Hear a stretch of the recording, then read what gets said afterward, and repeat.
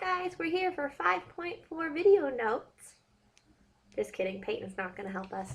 She just wanted to say hi.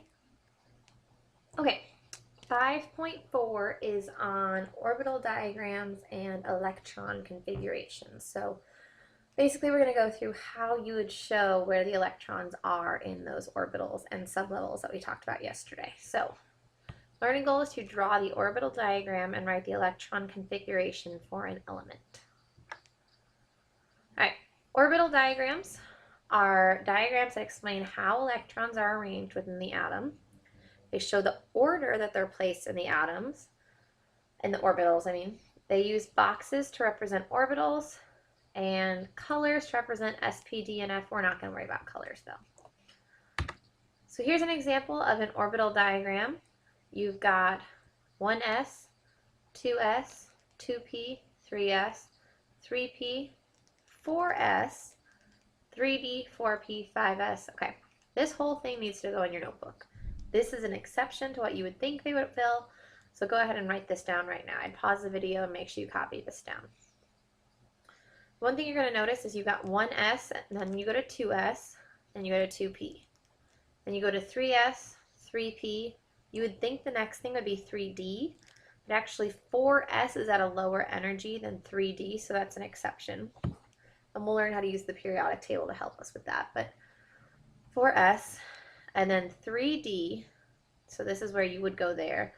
But then after that you go to 4p, then 5s, then 4d, 5p, 6s. So a little bit not the order you would think, but you want to have this down. All right, in an orbital diagram, the electrons are represented by arrows, and arrows are either up or down to show spin. And you fill orbitals in order of increasing energy. So we're going to fill them based on that diagram you wrote before. Remember that each orbital can hold a maximum of 2 electrons, and within sublevels that contain multiple orbitals, 1 electron is placed in each orbital until they're doubled up. So let's say we're filling up carbon. Carbon has 6 electrons. We've got 1s fills with an up and then a down, and 2s fills up and a down, and then we've got 2 electrons left over, so we're going to fill up 2p, we're going to fill it half filled, these 2 orbitals, just with up arrows before we double anything up, because electrons want to be as far apart from each other as possible. So we'll have 2 ups there. Okay, so that's an orbital diagram, and we'll practice some of those. Then we have electron configurations, okay? An electron configuration is just letters and numbers that show where electrons are in an atom. The lowest energy sublevel is written first, then you write out all of the sublevels, and then the number of electrons that are in that sublevels are written as an exponent or as a superscript. So here you've got 1s with 2 electrons in it, 2s with 2 electrons, and 2p with 2 electrons.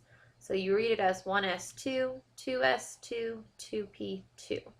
So 1s is the type of orbital, and that exponent, that squared, that's just showing you how many electrons can be found in there. And this is the same as carbon, so from before. So if we look back a slide, you've got 1s with an up and a down, 2s with an up and a down, and 2p with 2 ups. Up and down we're not going to put on an electron configuration, but it's 1s2, 2s2, 2p2. In the first period, 1s is written, so it has the lowest energy level, so we've got hydrogen. So for hydrogen, what I would write, if I were doing the orbital diagram, so if I were doing hydrogen, I'd put a box, and hydrogen has 1 electron, and you want to label your box that this is 1s. So it's 1s with 1 electron. Can you see that? And then the electron configuration is 1s1. It has 1 electron. Helium has 2, so it would look like this, and 1s2. I wouldn't necessarily copy these things down. Period 2, so that second row on the periodic table, you have 1s2 and 2s1, and then you start filling your other orbitals. Let's just skip that. Here are some examples of some in case you need some help. Actually, let's look at these over here. Something we do is that we do abbreviated electron configuration. So you can imagine if I were doing something like gold, okay? Gold has 79 electrons. Am I really going to draw arrows for all 79?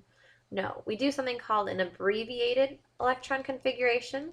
And what that is you go to the noble gas before it, okay? And then you say whatever comes after. So lithium, okay? Lithium's number 3 on the periodic table. So if I draw myself a little periodic table here, okay, I've got hydrogen up here, and then I've got helium over there. Ooh, can't see it. And then lithium's the very next one. I don't have a periodic table, that's why I'm drawing you one. Okay, so you've got lithium right there. So what I can do is I can say, okay, well, lithium has everything up to this element, and then it also has 2s1. Okay, so you can always use, because they fill, the electrons fill in the same way the protons go. So it would go 1, 2, 3, and they fill across like the periodic table fills up. So you can always use the noble gas before it and then say anything extra. And so that's what this in parentheses right here means. Here's some more examples. All right, so some guides to drawing orbital diagrams. First thing you want to do is draw your boxes. Sometimes I just draw lines, but you want to make sure you've got your boxes. Place your electrons in with opposite spin and put the remaining electrons in the last occupied sublevel in separate orbitals. So never fill up, never double up until you've got singles across. All right, so this one is draw the electron or the orbital diagram for nitrogen. So let's go ahead and do that one together. So the first thing I'm going to do is I'm going to look up nitrogen on the periodic table. And nitrogen has 7 electrons, okay? So I know it's going to have to fill up 1s. I'm going to put 2 there. Come on. Let's go up a little bit. Okay. So I'm going to put an up and a down. Those are the 2 electrons in 1s. And then move on to 2s. Okay, 2s has 2 electrons. So I've got 4. And then I know 2p has 1, 2, 3 orbitals. And so I'm going to fill in 5, 6, 7. Okay, so that's my electron or my orbital diagram for nitrogen. 1s, 2s, 2p. And 2p's got 3. I don't double any up. How did I know they went in that order? Well, I used this chart from the very beginning that I had you copy down. Fill in 1s with 2 electrons, 2s with 2 electrons. 2p can hold up to 6, but I only needed 3 more. And you put them all out before you double them up. Okay? So that's my orbital diagram for nitrogen. So here's period 3. Let's draw the abbreviated orbital diagram for aluminum. And they gave me the abbreviated electron configuration. So they said it's everything up to neon. That's what this Ne represents. Okay. In brackets, that means it's got everything that neon has, plus it has 3s2, 3p1.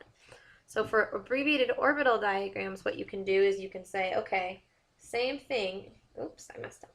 Same thing. It's got everything up to neon. Put neon in brackets. And then I've got to do 3s2 and 3p1. Well, s is a spherical orbital, right, that holds 2 electrons. So I'm going to put a line, and I'm going to say 3s. That's showing that orbital. And that 2 shows me there's 2 electrons. So I'm going to put an up and a down electron. The arrows represent electrons. Okay. 3p has, every p orbital has 3, right? So 3p has 1, so I'm just going to put 1 there. So this would be the abbreviated orbital diagram for aluminum. It's got everything up to neon, then it's got 2 electrons in 3s and 1 electron in 3p. Okay, you can make them boxes. I just draw lines because boxes take a long time. All right, draw a line into those notes, and you are going to work on drawing these.